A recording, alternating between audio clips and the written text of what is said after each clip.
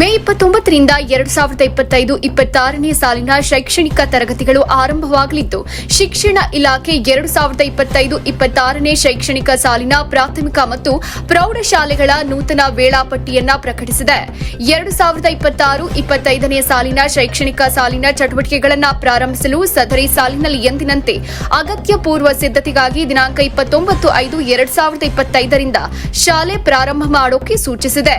ಪ್ರಯುಕ್ತ ರಾಜ್ಯದ ಎಲ್ಲ ರಾಜ್ಯ ಪಠ್ಯಕ್ರಮದ ಸರ್ಕಾರಿ ಅನುದಾನಿತ ಮತ್ತು ಅನುದಾನ ರಹಿತ ಪ್ರಾಥಮಿಕ ಮತ್ತು ಪ್ರೌಢಶಾಲೆಗಳಲ್ಲಿ 2025-26ನೇ ಶೈಕ್ಷಣಿಕ ಸಾಲಲ್ಲಿ ಏಕರೂಪದ ಶೈಕ್ಷಣಿಕ ಚಟುವಟಿಕೆಗಳನ್ನು ಅನುಷ್ಠಾನಗೊಳಿಸಲು ಸಹಾಯವಾಗುವಂತೆ ಒಟ್ಟು ವಾರ್ಷಿಕ ದಿನಗಳಲ್ಲಿ ಲಭ್ಯವಾಗುವ ಶೈಕ್ಷಣಿಕ ಚಟುವಟಿಕೆ ಅವಧಿಗಳು, ಕರ್ತವ್ಯದ ದಿನಗಳು ಮತ್ತು ರಜಾ ದಿನಗಳನ್ನು ಆಧರಿಸಿ ಅದಕ್ಕನುಗುಣವಾಗಿ ವಾರ್ಷಿಕ ಕಾರ್ಯಸೂಚಿಯನ್ನ ಈ ಕೆಳಕಂಡಂತ ನಿಗದಿಪಡಿಸಲಾಗಿತ್ತು. ರಾಜ್ಯ ಪಠ್ಯಕ್ರಮದ ಎಲ್ಲ ಶಾಲೆಗಳಲ್ಲಿ ಅನುಷ್ಠಾನಗೊಳಿಸಿ ಅನುಪಾಲನೆ ಮಾಡೋಕೆ ತಿಳಿಸಿದೆ.